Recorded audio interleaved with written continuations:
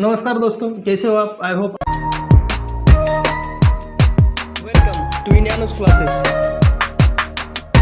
आप सभी अच्छे होंगे और अच्छे रहने भी चाहिए। तो ठीक है, देखते हैं आज के लेक्चर में।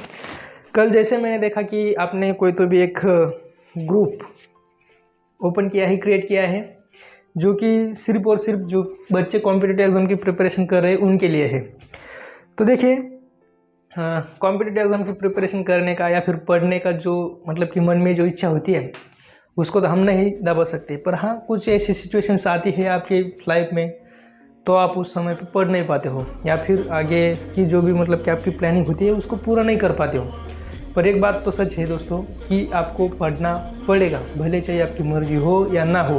हाँ, अगर आपको पढ़ाई के फील्ड में कुछ करना है तो मतलब कि बहुत से जन का सपना मतलब कि यही होता है कि हम क्या करेंगे, कोई ना कोई तो भी एक कार्य करेंगे जिसमें कि देश का भला हो, मतलब कि देश की सेवा करने के लिए बहुत से बच्चे का टारगेट तो यही होता है। पर चलिए मानिए कि इसमें हमारी पर्सनल लाइफ भी होती है, तो जितना मतलब कि जितनी ज़्यादा पोस्ट तो उतना ज़्यादा अपना स्वार्थ रहता है उसके पीछे। तो चलिए ठीक है, ये तो सब चलता ही रहेगा। पर हाँ, जैसे आपने ग्रुप क्रिएट किया है तो ग्रुप क्रिएट करने के बाद में ये तो पता है कि सिर्फ और सिर्फ एमसीक्यू भेजने से और जो भी मतलब कि पढ़ने के टॉपिक है वो भेजने से कुछ भी नहीं होता है। उन चीज़ों को आपको समझना पड़ता है और आप समझेंगे तभी जब आप रीड करोगे। मतलब कि सबसे पहली जो स्टेप होती है तो वो है रीडिंग।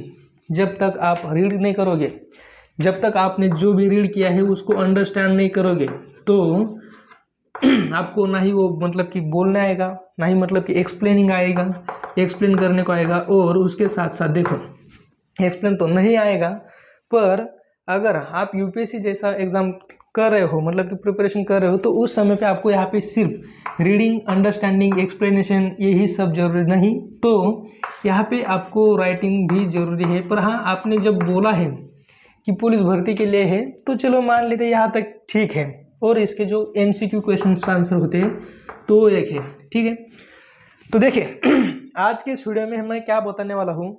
आज की वीडियो का मेरा एक ही टारगेट है कि यहाँ तक राइटिंग तक छोड़ दो, पर बाकी के जितने सारे भी टॉपिक हैं उनमें मेरी तरफ से जो भी मैं हेल्प कर सकता हूँ तो मैं उस हेल्प को करने के लिए यहाँ पे आपके लिए प्रेजेंट कर रहा हूँ। तो देखिए, जैसे कि आप किसी भी कॉम्पिटिटिव एग्जाम की प्रिपरेशन करते हो तो बेसिक यानी कि जो कोर सब्जेक्ट्स होते हैं कौन से वाले, हिस्ट्री है, ज्योग्राफी, पॉलिटी, इकोनॉमी, उसके साथ साथ करंट अफेयर्स और है जनरल साइंस।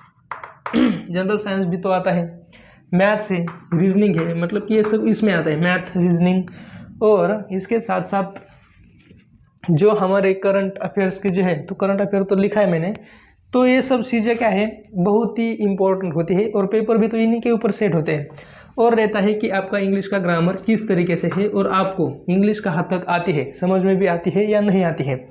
तो ये सब आपकी प्रॉब्लम्स है। तो देखिए यहाँ पर मैं मेरी तरफ से क्या कर सकता हूँ, तो भले मैं पुलिस मतलब कि पुलिस भर्ती का प्रिपरेशन तो नहीं कर रहा हूँ, पर हाँ आपके अंदर का एक जोश देख के मुझे भी अब लग रहा है कहीं ना कहीं तो भी हाँ कि अपने तरफ से जितनी सारी भी हेल्प हो सकती है तो उतना हेल्प कर दो।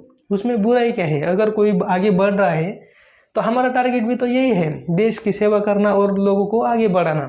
तो ठीक है, आप आगे बढ़ो, उसमें कुछ दिक्कत नहीं है।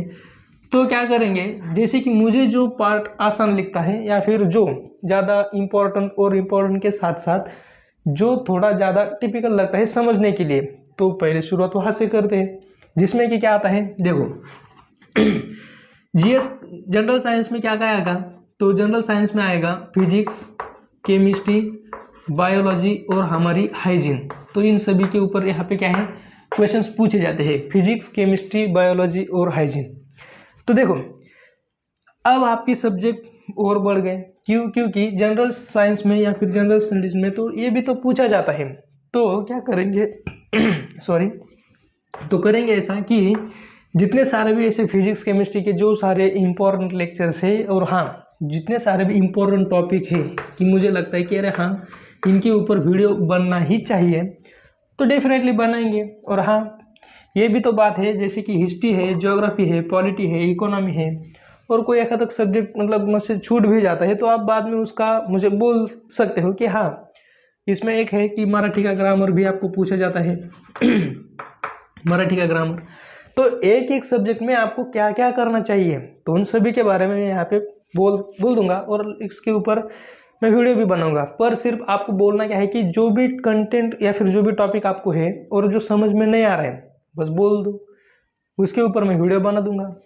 जहाँ तक मैं समझता हूँ या फिर जिन चीज़ों को मैं मतलब कि समझा सकता हूँ तो डेफिनेटली मैं उनके ऊपर वीडियो बनाऊंगा। और हाँ अगर मुझे नहीं आता है तो मैं डायरेक्टली बोल दूंगा कि हाँ भाई कि ये सब्जेक्ट मुझे पढ़ाने नहीं आता है। क्यों? क्योंकि ना ही मैं अपना उसमें दिमाग ख़राब करूँगा और आपको भी मतलब कि टाइम वेस्ट करूँगा। तो जो चीज़ें के बारे में मुझे अच्छे से पता है तो उनके ऊपर मैं डेफिनेटली वीडियो बनाऊँगा। और हाँ अगर मुझे पता है नहीं भी है तो मैं डेफिनेटली मतलब कि अपनी जो प्रैक्टिस है उसको मतलब कि प्रैक्टिस करूँगा कि हाँ मैं किस तरीके से यहाँ पे बता सकता हूँ। तो देखिए बात होती है फिजिक्स, केमिस्ट्री, बायोलॉजी, तो इन सभी में एक बायोलॉजी का सब्जेक्ट जो है तो बायोलॉजी में हमें बहुत सारी चीज़ों के बारे में पढ़ना होता है। जैसे कि मैं अभी एग्जांपल के तौर पे बोलता हूँ, एकदम बेसिक क्वेश्चन है।